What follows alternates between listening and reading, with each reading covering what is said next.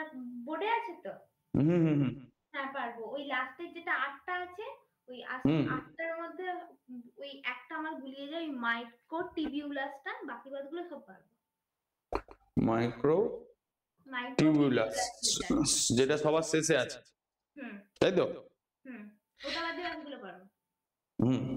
এবার আগের দিনে কোষ অঙ্গাণুকে আমরা পর্দাবিহীন আর পর্দাযুক্ত, পর্দাবিহীন হচ্ছে তোমার সেন্ট্রোজোম রাইবোজোম, আর পর্দাযুক্ত একক পর্দাযুক্ত হচ্ছে লাইসোজোম গোলগি বস্তু এন্ডোপ্লাজমিক রেটিকুলাম, আর দ্বি একক পর্দাযুক্ত হচ্ছে তোমার মাইটোকন্ড্রিয়া নিউক্লিয়াস প্লাস্টিড। এরপরে আমরা বলেছিলাম যে যে তোমার কোষ সম্বন্ধে সবকটারই আলাদা আলাদা করে বলে গেছিলাম। এবার আদর্শ কোষের বিভিন্ন অংশ হবে। ফার্স্ট হচ্ছে তোমার কোষ পর্দা। কোষ পর্দার আগে পিকচারটা দেখে নাও, এটা ত্রিস্তরীয়, মানে প্রোটিন স্তর আছে, লিপিড স্তর আছে, আবার প্রোটিন স্তর আছে, মানে তিনখানা স্তর। ছবিটা দেখতে পাচ্ছ পরিষ্কার? তোমার বইতেও দেখবে আছে। এই যে পার্পল না, গ্রে কালারের যেটা করে দেওয়া আছে, মানে পোলার প্রান্ত আর নন পোলার প্রান্ত, মানে যেটা গোল বলের মতন আছে।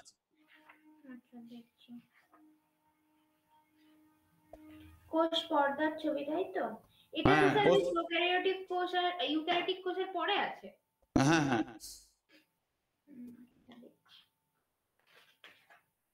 এবার দেখো, কোষ পর্দা হচ্ছে তোমার প্রত্যেক সজীব কোষে প্রোটোপ্লাজমকে বেন্টন করে যে পাতলা সূক্ষ্ম স্থিতিস্থাপক প্রভেদক ভেদ্য লাইপোপ্রোটিন নির্মিত ত্রিস্তরীয় সজীব আবরণ থাকে বা আবরণী থাকে, তাকে কোষ পর্দা বলে।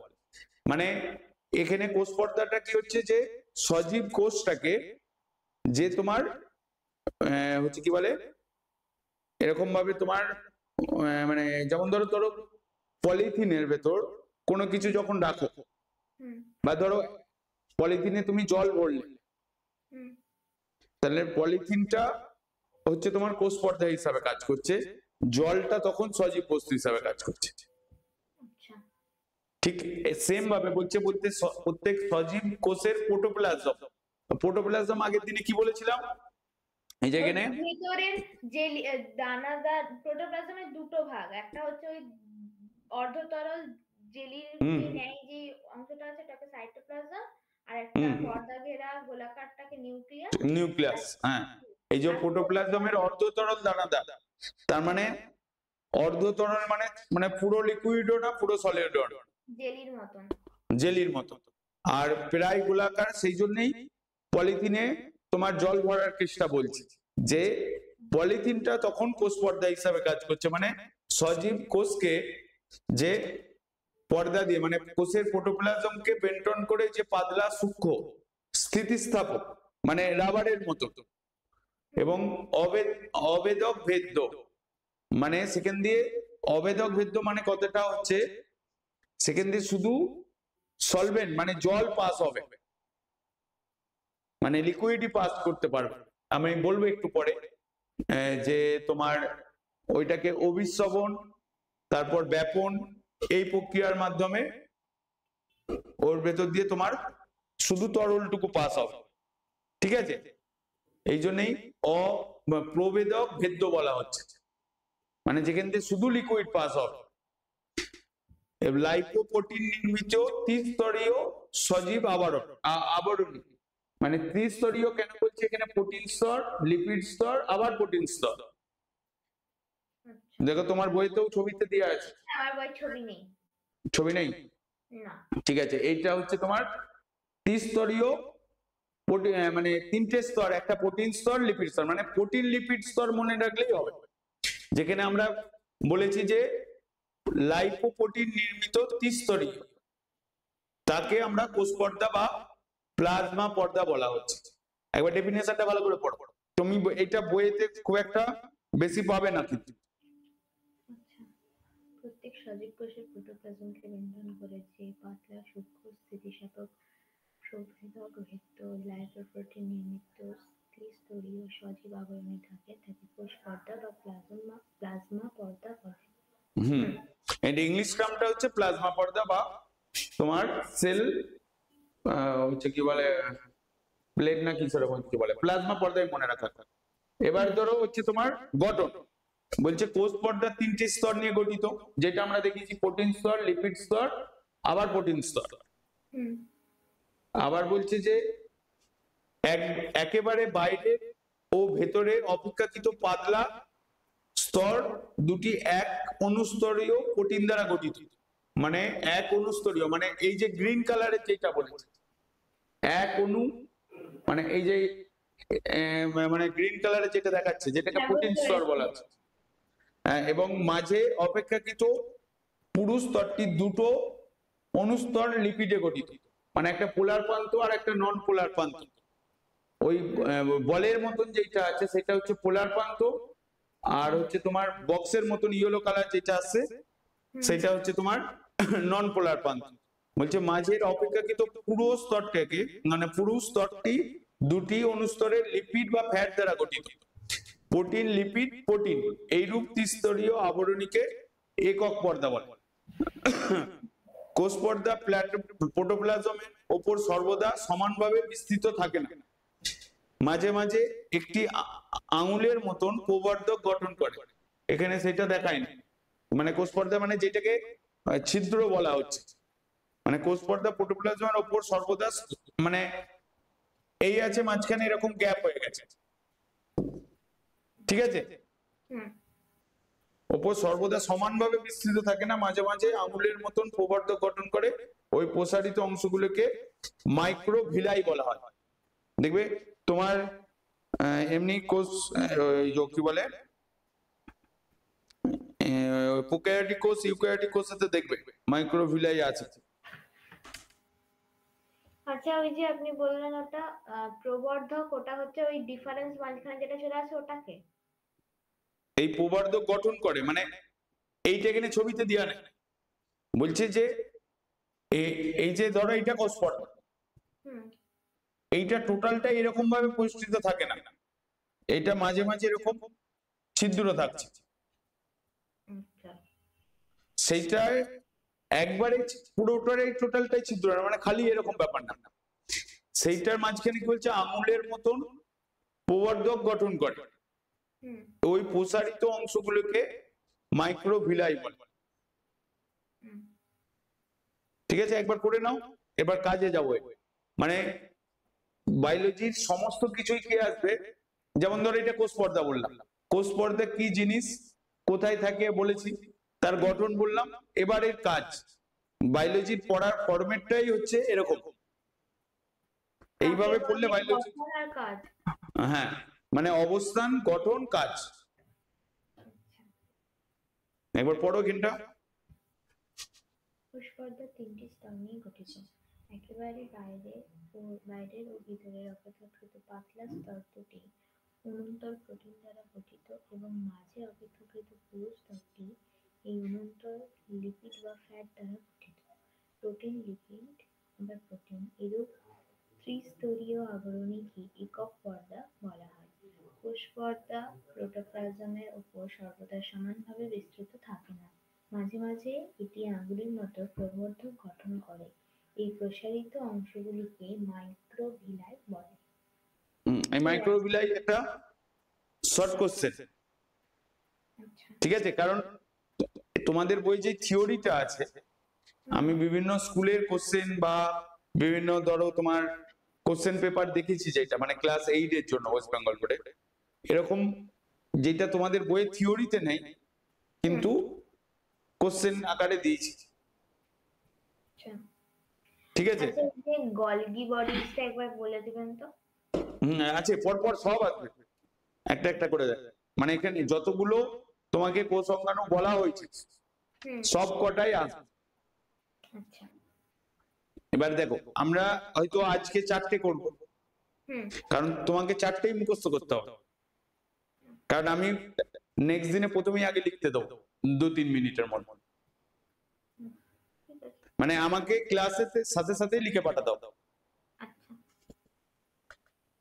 এবার দেখো কাজ কি বলছে, কোষের আকৃতি প্রদান করে, যেহেতু এটা প্রোটোপ্লাজমকে আবিষ্ট করে রয়েছে, তাহলে কোষের আকৃতি প্রদান করবে, কোষের প্রোটোপ্লাজমকে রক্ষা করে, মাইটোকন্ড্রিয়া, গোলগি বস্তু, এন্ডোপ্লাজমিক রেটিকুলাম ও নিউক্লিয় পর্দা সৃষ্টি করে। এবং কোষান্তর ব্যাপন, অভিস্রাবণ, যেটাকে আমরা একটু আগে প্রবেদক ভেদ্য বলছিলাম, এইটাতে কি বলছে যে কোষান্তর মানে একটা কোষ থেকে আর একটা কোষের মধ্যে ব্যাপন ও অভিস্রবণের সাহায্য করে। এবার এখানে দেখো ব্যাপনের ডেফিনেশনটা লেখা রয়েছে, বলছে যে ভৌত প্রক্রিয়ায় কোনো পদার্থের অণুগুলো তাদের নিজস্ব গতিশক্তির গুণে, এই লাইনটা ইম্পর্টেন্ট, যে বেশি গাঢ়ত্বের স্থান থেকে কম গাঢ়ত্বের স্থানে ছড়িয়ে পড়ে সমঘনত্বে পরিণত হয়। দেখো কি হ্যাঁ, তাকে ব্যাপন বলে, যে বেশি গাঢ়ত্ব থেকে কম গাঢ়ত্বের মধ্যে যাচ্ছে।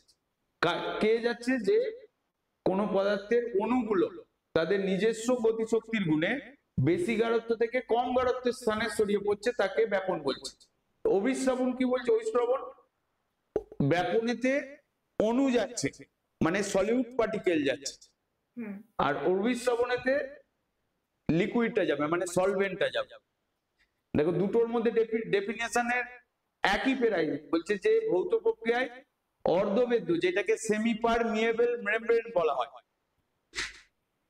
ঠিক আছে, যেটাকে সেমি পারমিয়েবল মেমব্রেন, আপনি একবার স্পেলিংটা লিখে দিন তো, বা তুমি অর্ধবেদ্য পর্দা মনে রাখবে, অর্ধভেদ্য। হ্যাঁ, ব্যাপনের ক্ষেত্রে তো কোনো পর্দা লাগছে না, অভিস্রবণের ক্ষেত্রে পর্দার প্রয়োজন হচ্ছে। হ্যাঁ, পর্দার প্রয়োজন হচ্ছে।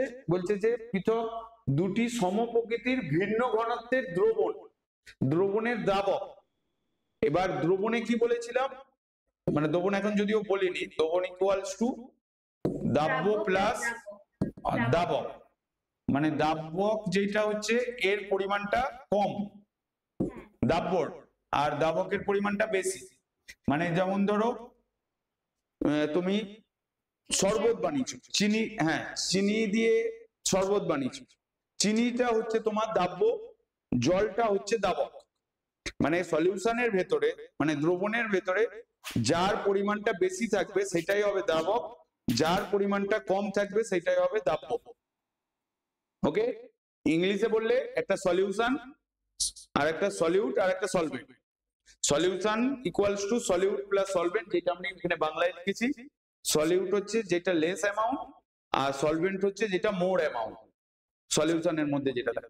তার মানে আমার এখানে দেখো ব্যাপনে বলেছিল যে অণুগুলো, মানে এখানে কিন্তু পদার্থের অণুগুলো মানে দাব্য যেটা, আর এখানে বলছে যে ভৌত প্রক্রিয়ায় অর্ধবেদ্য পর্দা দ্বারা পৃথক থাকা দুটি সমপ্রকৃতির ভিন্ন ঘনত্বের দ্রবণের দ্রাবক, মানে জল হচ্ছে, নরমালি মনে রাখবেন, কম ঘনত্বের দ্রবণ থেকে বেশি ঘনত্বের দ্রবণে যাবে। মানে আগেরটা ছিল বেশি গাঢ়ত্ব স্থান থেকে কম গাঢ়ত্বের স্থানে ছড়িয়ে পড়ছে, সেখানে তোমার সলিড পার্টিকেলটা যাচ্ছিল, মানে অণুগুলো যাচ্ছিল, লিকুইডটা যাচ্ছিল, এখানে লিকুইডটা যাচ্ছে কম ঘনত্ব থেকে বেশি ঘনত্ব থেকে, তাকে অভিস্রবণ বলে। এর ডিফারেন্স পরীক্ষায় আসতে পারে, দুটো ডিফারেন্স ডেফিনেশন আগে পড়ো। আচ্ছা স্যার, এই যে ব্যাপনের কি উদাহরণ ধূপকাঠি আর ধূপকাঠির মানে ধোঁয়াটা ঘরের বাতাসের মধ্যে মিশে যাওয়া? হবে হবে, ডিফিউশন। ব্যাপনের ইংলিশ হচ্ছে ডিফিউশন। আচ্ছা, আর অভিস্রবণ তো অসমোসিস। হ্যাঁ, অসমোসিস। আচ্ছা, এই অভিস্রবণটার ক্ষেত্রে তো এরকম হবে, মানে যদি ধরুন কিশমিশ যেটা হয় ওটাকে যদি জল দিয়ে দিই তাহলে ওটা জল ভর্তি হয়ে যায়, ওটাই অভিস্রবণ প্রক্রিয়া, রিয়েল লাইফে দেখতে পাবে। বা ডিমের কুসুমের ভেতরে হবে, আমাদের মানে রক্তের লোহিত রক্ত উঠিকাতে হবে।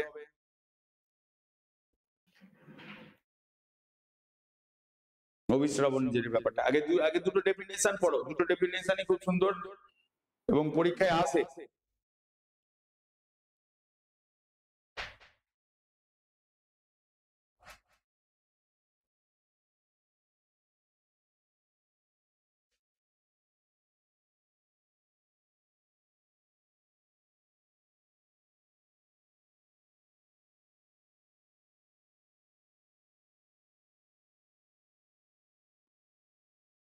হ্যাঁ স্যার হয়ে গেছে।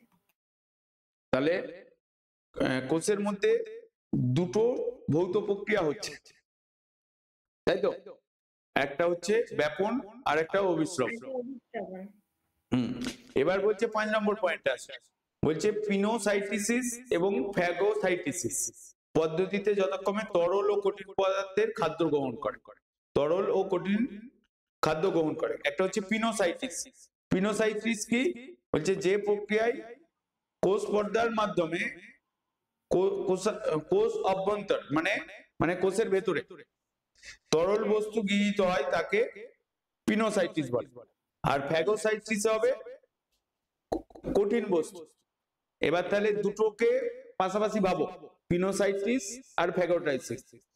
ফ্যাগোসাইটিসে কঠিন বস্তু গৃহীত হচ্ছে আর পিনোসাইটিসে তরল বস্তু গৃহীত হচ্ছে। মানে এখানে কি এরকম ভাবে ধরা যেতে পারে যে ফ্যাগোসাইটিসটাকে যদি ব্যাপন ধরি আর পিনোসাইটিসটাকে যদি অভিস্রবণ ধরি? হ্যাঁ সেটা হবে, মানে এটা কোষের ভেতরে হচ্ছে। হুম।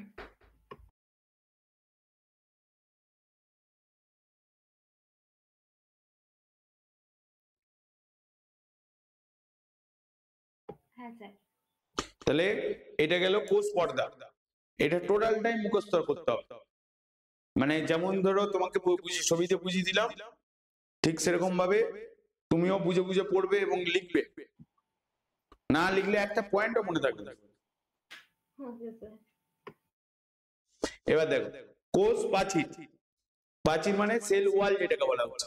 বলছে উদ্ভিদ কোষের কোষ পর্দার বাইরে যে পুরু দৃঢ় ভেদ্য স্থিতিস্থাপক সেলুলোজ নির্মিত প্রাচীর থাকে তাকে কোষ প্রাচীর বলে।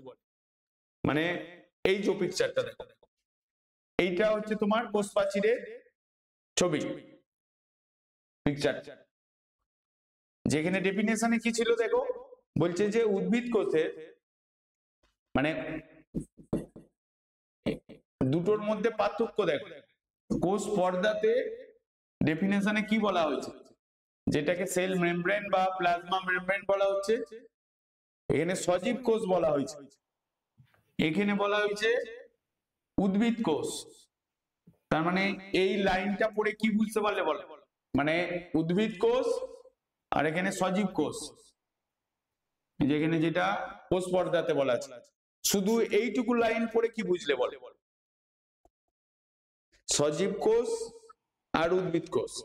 যে কোষ পর্দা বলা হচ্ছে প্রত্যেক সজীব কোষ, আর কোষ প্রাচীর বলা হচ্ছে উদ্ভিদ কোষ।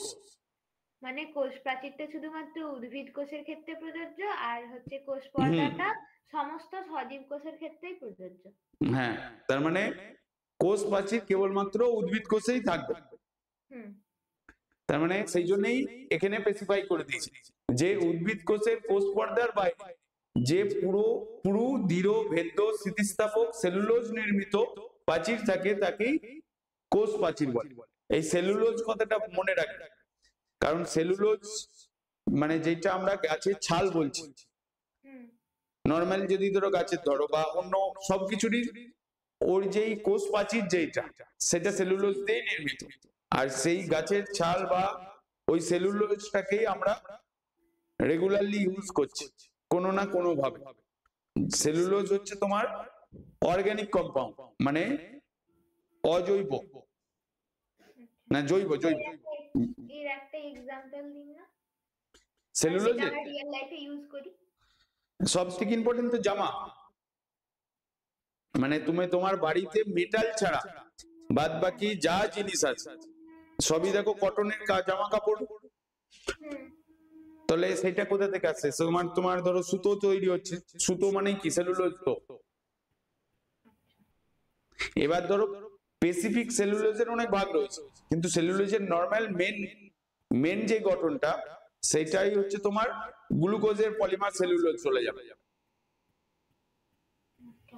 স্যার ওটা যেটা বললেন গ্লুকোজের পলিমার সেলুলোজ, ওটা একবার একটু মানে ডিটেইলসে বলুন না। গ্লুকোজ হচ্ছে তোমার C6H12O6, ঠিক আছে?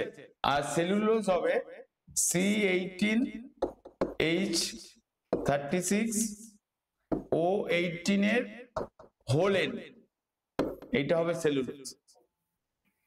আচ্ছা মানে এন মানে মানে মানে শেষ নাই, মানে একটা অণু হচ্ছে তোমার এইটা হুম গ্লুকোজের মলিকুলার ফর্মুলা আর সেলুলোজের মলিকুলার ফর্মুলা, শুধু নাম্বার অফ কার্বন আর হাইড্রোজেনের চেঞ্জ, অ্যারেঞ্জমেন্টটা একই, মানে এরকম CXH2O হোল Y, এই ফরম্যাটে আছে। এগুলো পরে আরো ডিটেলসে আসবে, কিন্তু এই লকডাউনের পর থেকে সিলেবাস থেকে ডিলিটেড আছে এই চ্যাপ্টারটা, পলিমার চ্যাপ্টারটা। কিন্তু পলিমার তোমরা ক্লাস 8 এ পাবে, কারণ পলিমারের কিছুটা অংশ পাবে, না না ক্লাসে নেই, ক্লাস 9 এ না কিছু না একটা পাবে মোটামুটি, কিন্তু 11 12 এ গিয়ে যেটা বেশি পরিমাণে ছিল সেটা বাদ দিয়ে দিয়েছি। তো সেলুলোজ দিয়ে সবকিছু জিনিস রয়েছে, মানে যেটা মলিকুলার ফর্মুলা গ্লুকোজের মতো, মানে C18H36O18, ঠিক আছে? তো আমরা যা কিছু জিনিস ইউজ করি সবই কিন্তু অর্গানিক কম্পাউন্ড, মানে সবই কেমিস্ট্রির জিনিস ইউজ করি। তুমি বাড়িতে মেটাল বাদ দিয়ে বাদ বাকি যা আছে, তো এমনকি তুমি যে প্লাস্টিকের বোতলটাতে জল খাচ্ছ সেটাও তোমার অর্গানিক কম্পাউন্ড। তুমি যে ধরো প্লাস্টিক হচ্ছে তোমার এমনি নরমাল পলিথিন, ইথিনের পলিমার, তারপর যেটা পলিভিনাইল ক্লোরাইড মানে পিভিসি পাইপ যেটাকে বলা হয়, তার পলিমার হচ্ছে তোমার পিভিসি, মানে ভিনাইল ক্লোরাইডের পলিমার হচ্ছে পলিভিনাইল ক্লোরাইড।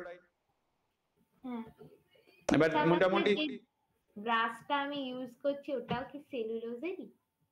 না, গ্লাসটা কিসের ইউজ করছো? গ্লাস না, ব্রাশ। হ্যাঁ ওটা সেলুলোজের না, ওটা প্লাস্টিকের। হ্যাঁ তো প্লাস্টিকের, ওটাও কি অর্গানিক কম্পাউন্ড? হ্যাঁ ওটাও অর্গানিক কম্পাউন্ড।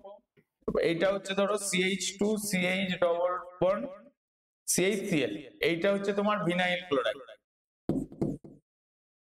এর পলিমার হচ্ছে তোমার হচ্ছে পলিভিনাইল ক্লোরাইড, পলিভিনাইল ক্লোরাইড যেটাকে আমরা পিভিসি বলছি। আবার পলিথিন যেটা যেটা আমরা পলিথিন জিনিসপত্র ইউজ করি পাতলা একদম, সেটা আবার ইথিনের পলিমার, মানে CH2 ডবল বন্ড CH2 এর হলে, মানে এটা হচ্ছে ইথিন, এর পলিমার হচ্ছে তোমার পলিথিন। তাহলে এটাও অর্গানিক কম্পাউন্ড, মানে আমরা যা কিছু দেখছি বা যা কিছু ইউজ করছি সবই অর্গানিক কম্পাউন্ড। আবার ধরো তুমি ধরো বাড়িতে এখন দেখো অনেক খাবার দাবার বলছে যে অর্গানিক, তো অর্গানিক ধরো তোমাকে বলছে আটা কিনতে গেছো বা চাল কিনতে গেছো, বলছে অর্গানিক আটা বা অর্গানিক চাল, এটার মানে বোঝো না? দেখো চাল মানে কি, এই কার্বোহাইড্রেট, মানে শর্করা, মানে গ্লুকোজের পরিমাণ। তাহলে এই যে C6, হ্যাঁ তো যদি C6H12O6 না থাকে তাহলে চালই ফর্ম হবে না, তার মানে চাল ফর্ম হতে গেলে অর্গানিক কম্পাউন্ড হতেই হবে। তাহলে সেইটা আবার অর্গানিক কি করে হবে? ওটা তো প্রথম থেকেই অর্গানিক।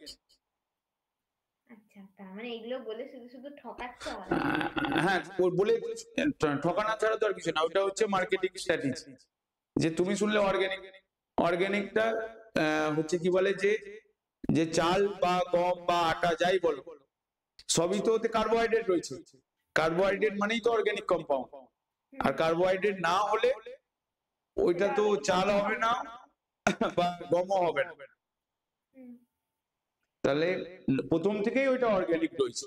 হ্যাঁ এবার ওরা ওইটা প্যাকেজিং করে মানে ফ্রেশ করছে, আর কিছু করছে, বুঝতে পারলে? মানে আমরা যা কিছু ইউজ করছি মেটাল বাদ দিয়ে, মেটাল মানে ধরো লোহার যে জিনিসগুলো রয়েছে তোমার বাড়িতে, বাকি সব কিছু তোমার হচ্ছে অর্গানিক কম্পাউন্ড। যেমন ধরো তোমার বাড়িতে যে সিমেন্টের যে কাজ করা আছে সেটাও তোমার মিক্সচারে অর্গানিক কম্পাউন্ডের মধ্যেই আসবে। সিমেন্টের ফর্মুলাতে ওখানে অনেক কিছু মিক্স থাকে, পরবর্তীকালে সিমেন্টের কম্পোজিশনও পড়বে, অ্যাসবেস্টসের কম্পোজিশন পড়বে, ঠিক আছে? তো এগুলো সবই দেখবে যে ম্যাক্সিমাম কেমিস্ট্রি জিনিস এসে যাচ্ছে।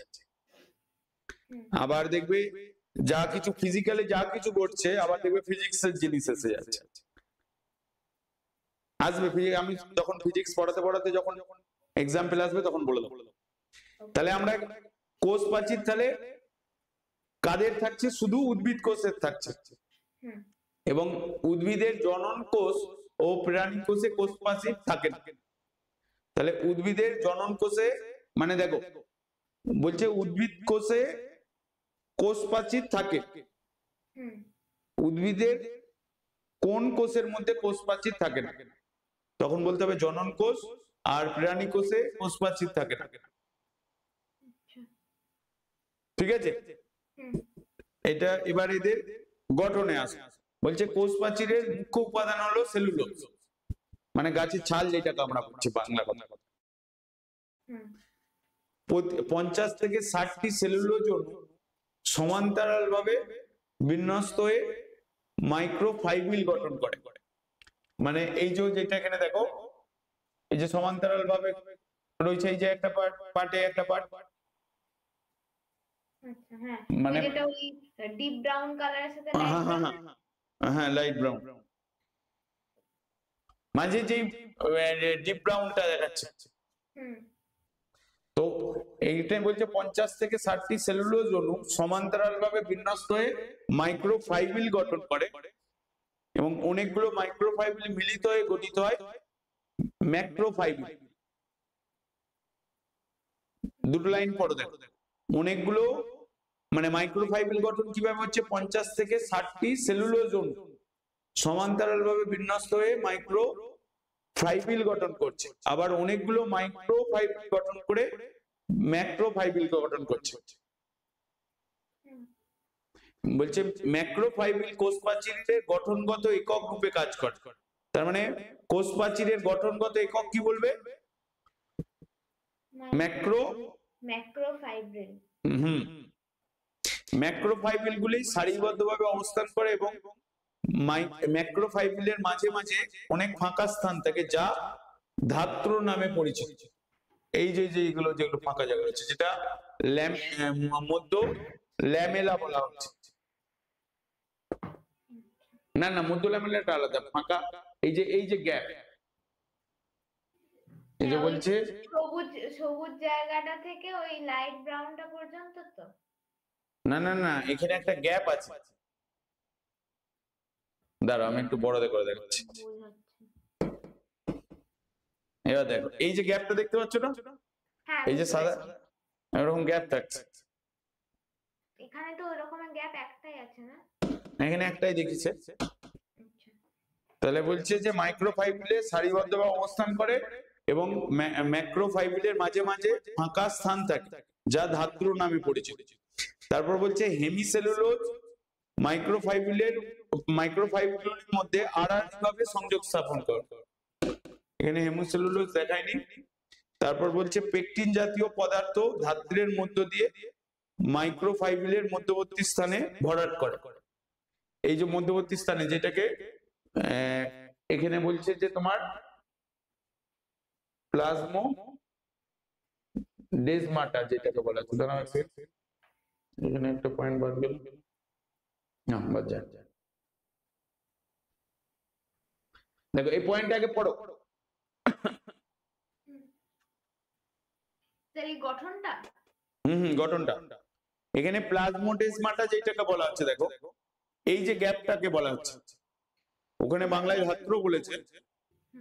যে প্লাজমোডেসমাটা হচ্ছে উদ্ভিদ কোষ প্রাচীরের অসংখ্য সূক্ষ্ম ছিদ্রের মধ্য দিয়ে পার্শ্ববর্তী কোষগুচ্ছের মধ্যে যে সাইটোপ্লাজমীয় সংযোগ স্থাপন করে তাকে প্লাজমোডেসমাটা বলে। প্লাজমোডেসমাটার মাধ্যমে এক কোষ থেকে পার্শ্ববর্তী কোষে জল, খাদ্যবস্তু, অন্যান্য পদার্থ পরিবাহিত হয়। তো এখানটা একবার পড়ো গঠনটা। কোষ প্রাচীরের মুখ্য উপাদান হলো সেলুলোজ। 50 থেকে 60টি সেলুলোজ অণু সমান্তরালভাবে বিন্যস্ত হয়ে মাইক্রোফাইব্রিল গঠন করে। অনেকগুলি মাইক্রোফাইব্রিল মিলিত হয়ে গঠিত হয় ম্যাক্রোফাইব্রিল। ম্যাক্রোফাইব্রিল কোষ প্রাচীরের গঠনগত একক রূপে কাজ করে। ম্যাক্রোফাইব্রিলগুলি সারিবদ্ধভাবে অবস্থান করে এবং ম্যাক্রোফাইব্রিলের মাঝে মাঝে অনেক ফাঁকা স্থান থাকে যা ধাত্র নামে পরিচিত। হেমিসেলুলোজ মাইক্রোফাইব্রিলগুলির মধ্যে হাড়াহাড়ি সংযোগ স্থাপন করে। পেকটিন জাতীয় পদার্থ ধাত্রের মধ্যে থাকে আর মাইক্রোফাইব্রিলের মধ্যবর্তী স্থানগুলি ভরাট করে। প্লাজমোডেসমাটা উদ্ভিদ কোষ প্রাচীরের অসংখ্য সূক্ষ্ম ছিদ্রের মধ্যে দিয়ে পার্শ্ববর্তী কোষগুচ্ছের মধ্যে যে সাইটোপ্লাজমীয় সংযোগ স্থাপন হয় তাকে প্লাজমোডেসমাটা বলে। প্লাজমোডেসমাটার মাধ্যমে এক কোষ থেকে পার্শ্ববর্তী কোষে জল, খাদ্যবস্তু, অন্যান্য পদার্থ পরিবাহিত হয়। হ্যাঁ স্যার। তার মানে এটা গেল তোমার এর গঠনটা। এর কাজ কি হবে বলছে? কোষ পর্দা ও প্রোটোপ্লাজমকে রক্ষা করা, কোষের মধ্যে কোষের নির্দিষ্ট আকৃতি প্রদান করা এবং কোষকে যান্ত্রিক শক্তি প্রদান করা, পাশাপাশি দুটো কোষের মধ্যে জল ও খনিজ পদার্থ চলাচলে সাহায্য করে। এটাই তার কাজ হচ্ছে তো? হ্যাঁ স্যার। মানে কাজটা ইজি ছিল। এবারে দেখো মেন হচ্ছে সাইটোপ্লাজম। সাইটোপ্লাজম কি? নিউক্লিয়াস ও কোষ অঙ্গাণু ছাড়া, মানে নিউক্লিয়াস আর কোষ অঙ্গাণু, মানে আমি যদি এর পিকচারটা দেখি,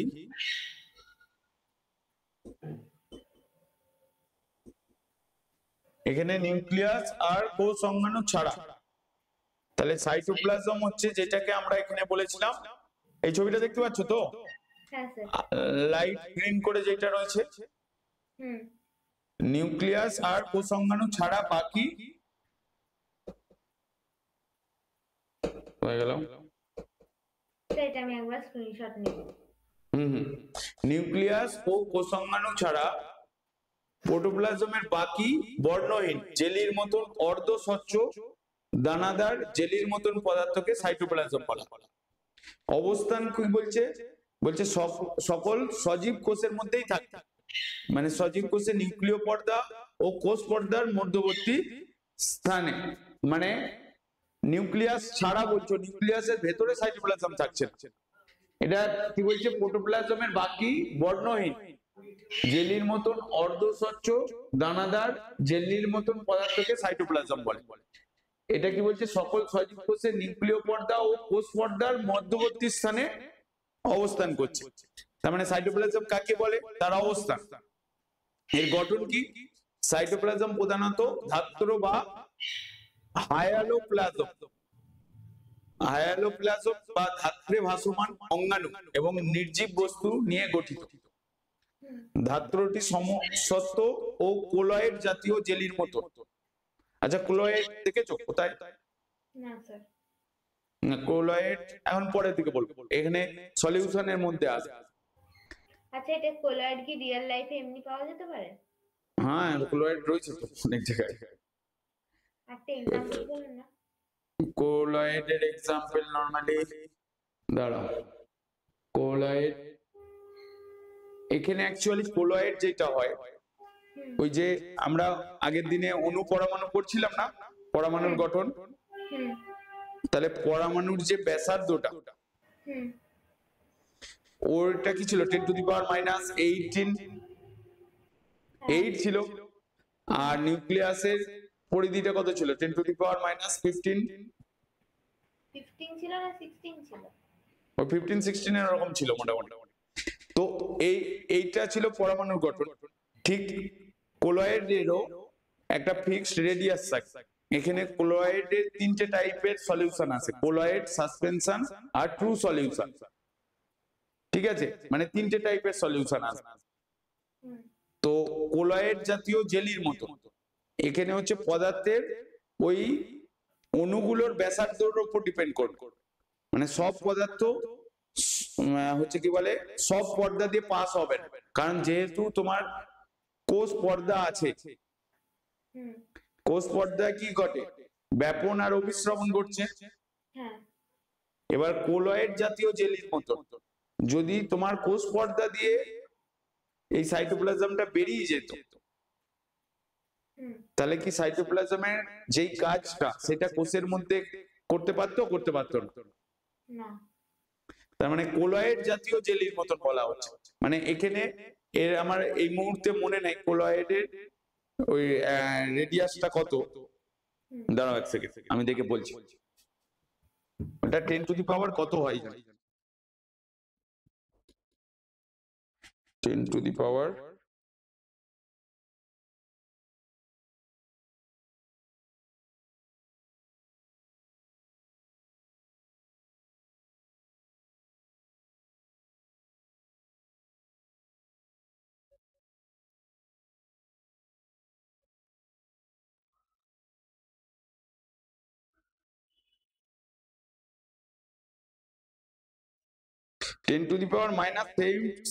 to 10⁻⁵). মানে এই কোলয়েডের অণুগুলো হবে 10⁻⁷ to 10⁻⁵ এর মধ্যে থাকে। মানে যেটা পরমাণু স্ট্রাকচারে পড়েছিলে তার থেকে একটু বড়। 10⁻⁸ ছিল, এটা হচ্ছে তোমার কোলয়েড। আবার ট্রু সলিউশন হবে যেটা <10⁻⁷, মানে 10⁻⁷। আর যেটাকে সাসপেনশন বলা হবে সেটা >10⁻⁵। এইটা হবে তখন কোলয়েড জাতীয় জেলি। মানে এদের শুধু পরমাণু সাইজের উপর ডিপেন্ড, মানে রেডিয়াসের উপর, মানে কত থেকে কত রেঞ্জের মধ্যে আছে তার উপর বেস করে তোমার সলিউশনকে তিনটে ভাগে ভাগ করা যায়। একটা হচ্ছে কোলয়েড, ট্রু সলিউশন, আর একটা সাসপেনশন। আচ্ছা, আমাকে শুধু বলুন এই কোলয়েডটাকে আমি রিয়েল লাইফে কি করে পাবো? মানে রিয়েল লাইফের একটা এক্সাম্পল দিন। রিয়েল লাইফের এক্সাম্পল কোলয়েড মানে যেটা হবে তোমার, মানে এখানে কোলয়েডের এক্সাম্পলে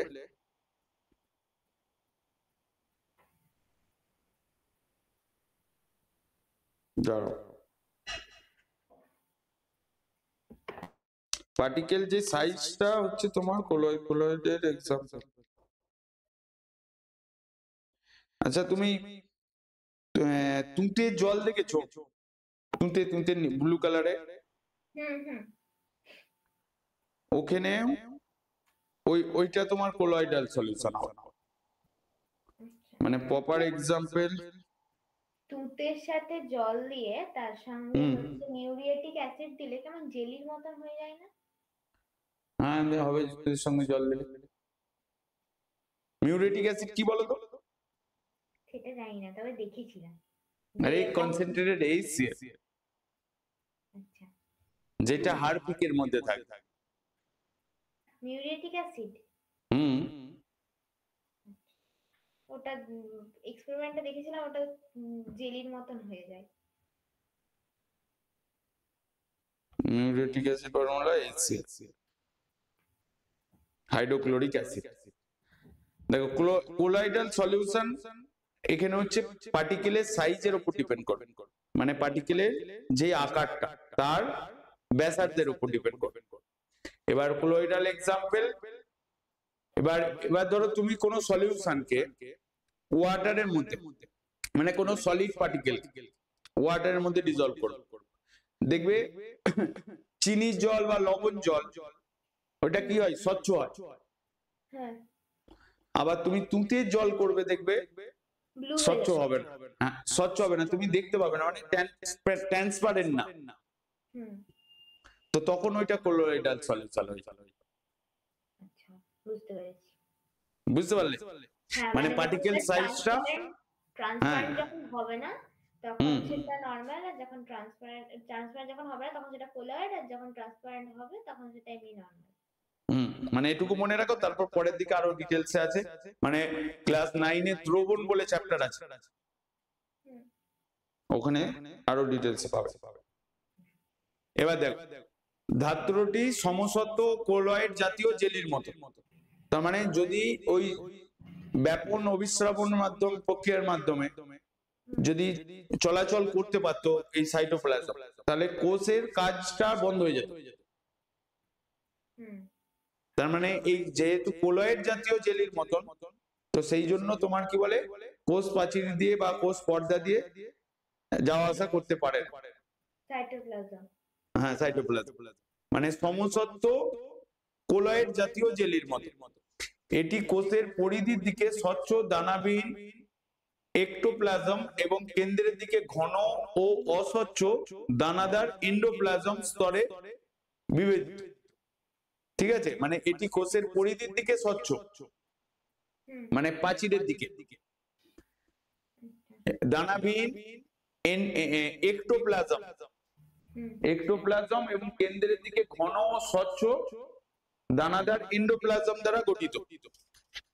তাকে তুমি হচ্ছে তোমার সেটা সাইটোপ্লাজমের গঠনের মধ্যে আছে। বলছে সাইটোপ্লাজমের প্রায়, এইটা খুব ইম্পর্টেন্ট, এই যে কত পার্সেন্ট জল আর কত পার্সেন্ট কঠিন পদার্থ থাকে।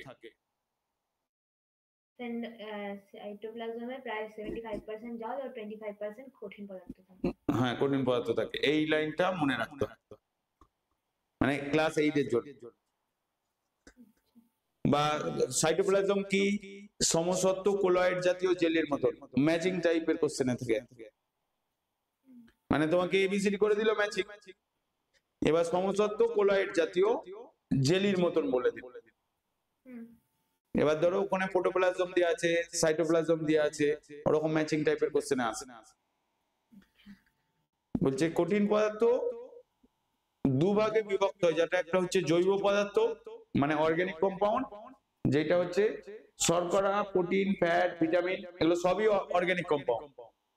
মানে প্রোটিন, ফ্যাট সবই তোমার অর্গানিক কম্পাউন্ড। মানে আমরা রিয়েল লাইফে যা কিছু ইউজ করছি, মানে সকালবেলা ঘুম থেকে উঠে থেকে রাত্রে শোয়া পর্যন্ত সবই অর্গানিক কম্পাউন্ড।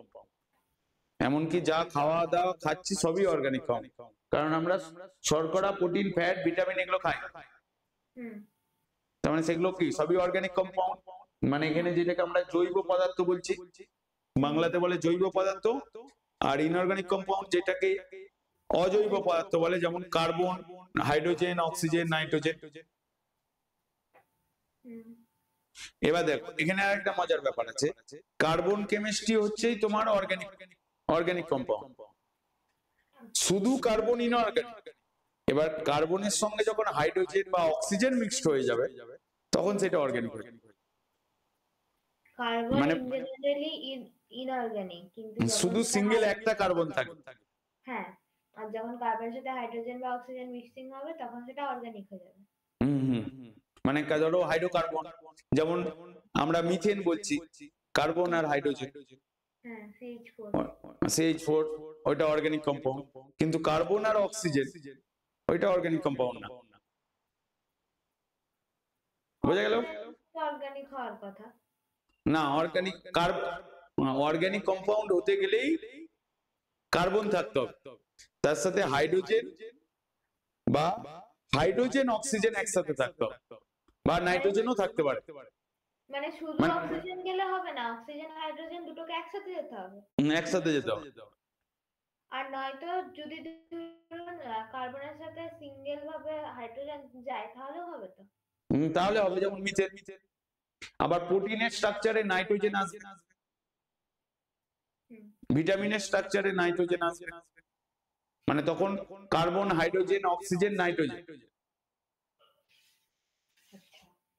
তখন সেটা অর্গানিক হয়ে যাবে। এগুলো প্রোটিন, ভিটামিন না, শুধু অক্সিজেন গেলে তখন তো কার্বন ডাই অক্সাইড হয়ে যাচ্ছে। ঠিক আছে, তার মানে কঠিন পদার্থকে আমরা কটা ভাগে ভাগ করছি? দুটো ভাগ, একটা অর্গানিক কম্পাউন্ড আর একটা ইনঅর্গানিক কম্পাউন্ড। আর মার্কেটে যেটা একটু আগে বললাম যে অর্গানিক কম্পাউন্ড কে আলাদা করে হাইলাইট করার কিছু নাই, ওটা অলরেডি অর্গানিক কম্পাউন্ড, শুধু ওইটাকে ফ্রেশ করা হচ্ছে আর ব্র্যান্ডিং করা হয়েছে, আর কিছু করা হয়। ঠিক আছে, যেমন যেমন ধরো এই কলকাতাতে এই শীতকালটা চলে গেল তো, মানে হচ্ছে কি বলে, ধরো ফুলকপির কথা যেটা বলে, যেই ফুলকপির সাইজটা ছোট ওইটা বলছে ওরা দেশি, আবার যেই ফুলকপির সাইজটা বড় সেটা বলছে হাইব্রিড বলছে। মানে একই জিনিস, মানে জিনিসটা ওইটাতে সার কম পড়েছে বা কোনো কারণে ছোট হয়ে গেছে, তো সেই কারণে, বা ধরো এমন হয় কি এরকম পাতার মধ্যে চাপা পড়ে গেলে ছোট হয়ে, মানে একসঙ্গে ঘন ঘন যদি তুমি ধরো গ্রামের দিকে তুমি যে হয়তো চাষ টাস দেখে থাকে, তো সেই কারণে ওরা বলছে ছোট। অ্যাকচুয়ালি দেশি আর ওই যেটাকে বলে তোমার হাইব্রিড, যেটা দেশি হচ্ছে তাতে সার কম দেয়, আর হাইব্রিড যখন হয়ে যায় তখন ওতে তোমার অনেক বেশি ওষুধও দিতে হয়, যেটাকে অক্সিন টাইপের ওষুধ, পরবর্তীকালে বলবো আমরা বায়োলজিতেই পড়বো, মানে যার বৃদ্ধিটা খুব তাড়াতাড়ি হবে। মানে ধরো আজকে তুমি অক্সিন প্রয়োগ করলে, মানে ওইটা মেন উপাদান হচ্ছে অক্সিন, এবার বিভিন্ন কোম্পানি বিভিন্ন নাম দিয়ে ওইটা চলে, মানে কোনো উদ্ভিদের অগ্রভাগ বৃদ্ধির জন্য অক্সিনই প্রয়োগ করতে হবে, অন্য কিছু প্রয়োগ করলে হবে না, না অক্সিনই প্রয়োগ করতে হয়। তাহলে এবার ধরো তুমি আজকে অক্সিন প্রয়োগ করলে, সেটা দু তিন দিন বা 4 দিন বা 1 সপ্তাহের মধ্যে সেটা বড় আকার নিয়ে নেবে।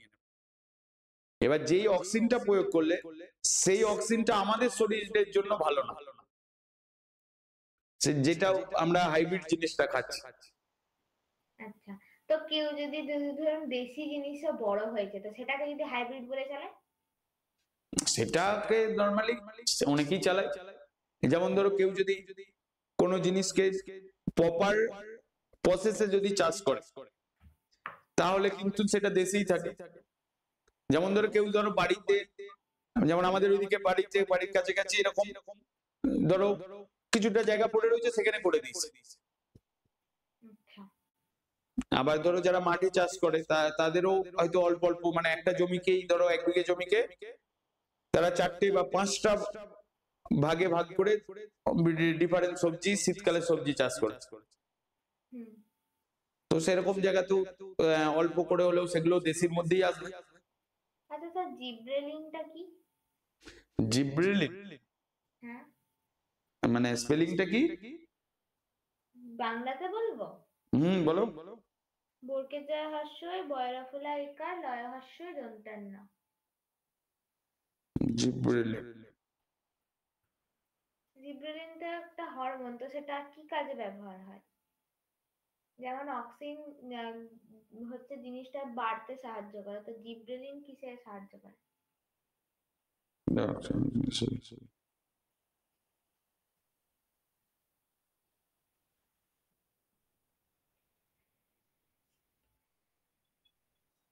ও GI ওর না, এটা হচ্ছে তোমার অ্যাকচুয়ালি জিব্রেলিন স্পেলিংটা এটা GIBRELLI,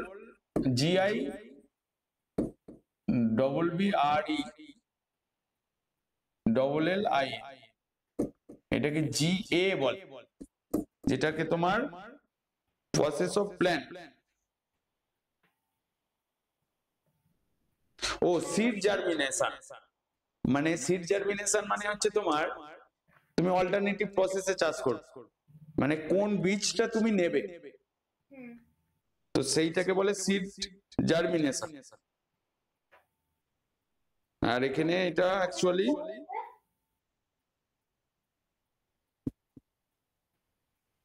কি বললে, কোন বীজটাকে নেব বলতে? মানে দেখো একটা জমিতে একই জিনিস কি চাষ হয়, অল্টারনেটিভ করে চাষ হয়।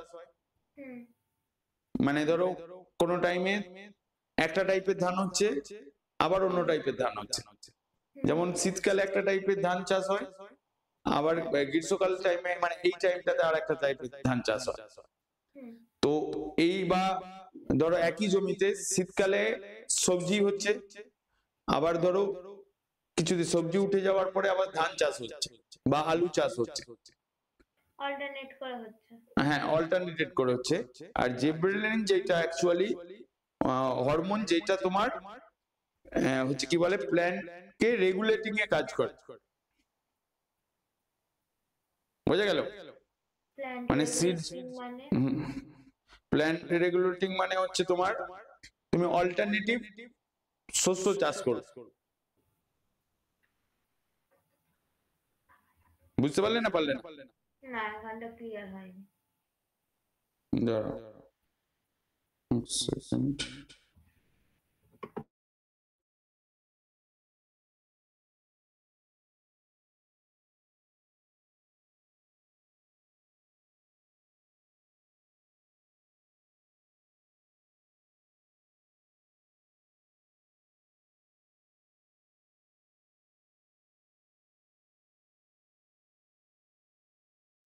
মানে জিবরেলিন হরমোন তোমার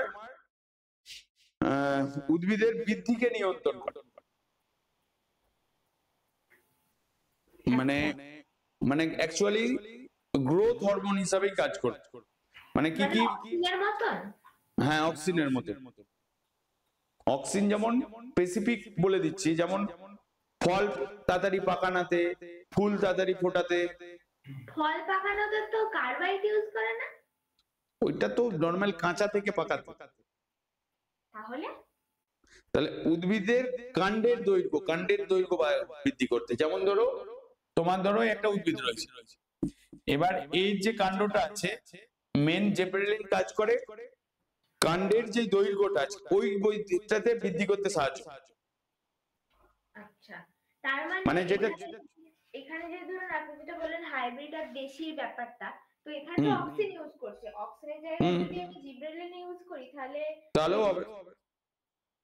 এবার দেখতে হবে যে কোন মানে সব টাইপের গাছ কি এই হরমোন নিতে পারবে কিনা। আচ্ছা, মানে অক্সিনটা কি কম ডোজের আর জিবরেলিনটা কি বেশি ডোজের? না ওরকম কিছু ব্যাপার না। এবার ওর কাজের ফাংশনালিটি রয়েছে পরের দিকে। মেন হচ্ছে উদ্ভিদের কাণ্ডের দৈর্ঘ্য বাড়ায়, ফল পাকানোয় সাহায্য করে, ফুল ফোটাতে সাহায্য করে, বীজ তৈরি হতে সাহায্য হয়, যেটাকে সিড জার্মিনেশন বলছিলাম। মানে সিড জার্মিনেশন মানে হচ্ছে যেমন ধরো তুমি বীজকে মাটিতে দিয়ে জল দিচ্ছ, তারপর যেটা অঙ্কুরোধ হচ্ছে যেটা ওইটাকে বীজ জার্মিনেশন বলে, মানে সিড জার্মিনেশন। মানে ওই যে বীজটা তাড়াতাড়ি ফুটে যাওয়াটা, ওখানে একটা সার দেওয়া হয় যাতে একটা সপ্তাহ বা দুটো সপ্তাহ বা 10-12 দিনের মধ্যে বীজটা ফুটে যায়। ঠিক আছে? তার আরো এগুলো পরের দিকে আসবে, হরমোনের ব্যাপার ঠিক আসবে পরের দিকে। তার মানে এটা গেল আমাদের সাইটোপ্লাজম গেল। এবার দেখো কাজ কি, নিউক্লিয়াস, কোষাঙ্গাণু ও নির্জীব বস্তু ধাত্র রূপে কাজ করে, বিভিন্ন জৈব রাসায়নিক বিক্রিয়া নিয়ন্ত্রণ করে, কোষের বৃদ্ধি এবং কোষের বিভাজনে সাহায্য করে, কোষের বৃদ্ধি ও বিভাজনে সাহায্য করে। তাহলে এইটা হচ্ছে মেন তিনটে কাজ। এরপরে আর কি আছে, নিউক্লিয়াস। আগে এই সাইটোপ্লাজমের গঠনটা একবার পড়ো। নিউক্লিয়াস ও কোষাঙ্গাণু ছাড়া প্রোটোপ্লাজমের বাকি বর্ণহীন জেলির মতো অর্ধস্বচ্ছ দানাদার জেলির মতো পদার্থকে সাইটোপ্লাজম বলে। অবস্থিতি: সকল সজীব কোষে নিউক্লিয় পর্দা ও কোষ পর্দার মধ্যবর্তী স্থানে অবস্থিত। গঠন: সাইটোপ্লাজম প্রধানত ধাত্র বা হায়ালোপ্লাজম এবং ধাত্রে ভাসমান অঙ্গাণু এবং নির্জীব বস্তু দিয়ে গঠিত। ধাত্রটি সমসত্ব ও পোলয়েড জাতীয় জেলির মতো। এটি কোষের পরিধির দিকে স্বচ্ছ দানাবিহীন এক্টোপ্লাজম এবং কেন্দ্রের দিকে ঘন অস্বচ্ছ দানাদার এন্ডোপ্লাজম স্তরে বিভেদিত। সাইটোপ্লাজমে প্রায় 75% জল এবং 25% কঠিন পদার্থ থাকে। কঠিন পদার্থ দুভাগে বিভক্ত, যত জৈব পদার্থ যেমন শর্করা, প্রোটিন, ফ্যাট, ভিটামিন ইত্যাদি, এবং অজৈব পদার্থ যেমন কার্বন, হাইড্রোজেন, অক্সিজেন, নাইট্রোজেন ইত্যাদি। হয়ে গেছে। তো আজকে কি আর বাকিটা বলবো? 3টে করে করতে পারবে? আপনি যে কটা দিয়েছেন ও কটা আগে মুখস্থ করে পরের দিন আপনাকে বলি। হ্যাঁ, তাহলে সেটাই ভালো। কারণ হচ্ছে দেখো 3টে অলরেডি, মানে দেখো বায়োলজি যদি তুমি একাও পড়ো, ধরো কোনো জিনিস নতুন পড়ছো, তোমার বায়োলজি পড়ার সময় তোমার মাথায় থাকবে যে এর মেন উপাদান কি, কোথায় অবস্থিত, মেন উপাদানের মধ্যেই তার গঠন আসবে, আর কাজ, মানে মেন 3টে পার্ট। এক হচ্ছে কোথায় অবস্থান করছে, গঠন আর কাজ, এই ফরম্যাটেই বায়োলজিকে পড়তে হবে। মানে আপনি এত কটা গঠন লিখেছেন, সব কটা গঠনই কি মুখস্থ করতে হবে? মুখস্থ করো না, কোনো প্রবলেম। এই টাইমে দেখো, এইটা তোমার যদি ভালো করে হয় তাহলে 9-10 পড়তে ভালো লাগে, নালে তোমাকে প্রেসার ক্রিয়েট হবে, জোর জবরদস্তি করে পড়ানো তখন হবে।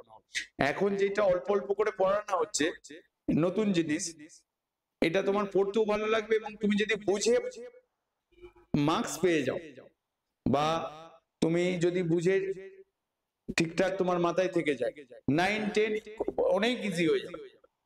যে সায়েন্সের সাবজেক্ট গুলো, যেই ভয়টা অনেক স্টুডেন্ট পায় যে আমার বায়োলজি হয় না, বা আমার ফিজিক্স হচ্ছে না, বা আমার কেমিস্ট্রি হচ্ছে না, তো সেই ভয়টা কেটে যাবে। কারণ হচ্ছে ম্যাক্সিমাম স্টুডেন্ট কি করে, 8-9 অতটা গুরুত্ব দেয় না, বিশেষ করে ওয়েস্ট বেঙ্গল। 10-এ গিয়ে খুব সিরিয়াস, কারণ সে বোর্ড দেবে, তখন আর কিছু করার নেই।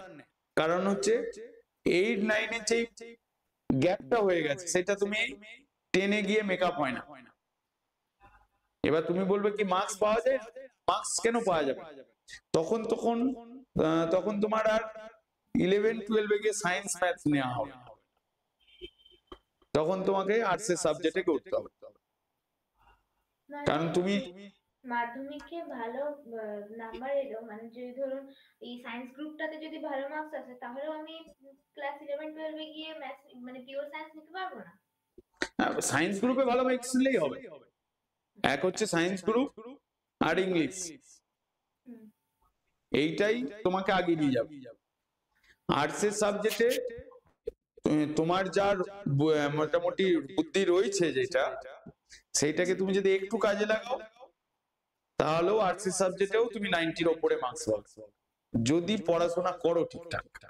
স্যার তাহলে আর্টসের সাবজেক্ট, আর্টসের সাবজেক্টের এখনের কোশ্চেনের ফরম্যাট খুব সোজা। তো স্যার আমাদের ইতিহাসে যে কোশ্চেন গুলো আসে, হ্যাঁ শর্ট আসে, কারণ 5 নাম্বারের বেশি কোশ্চেন আমাদের ইভ্যালুয়েশনের যেই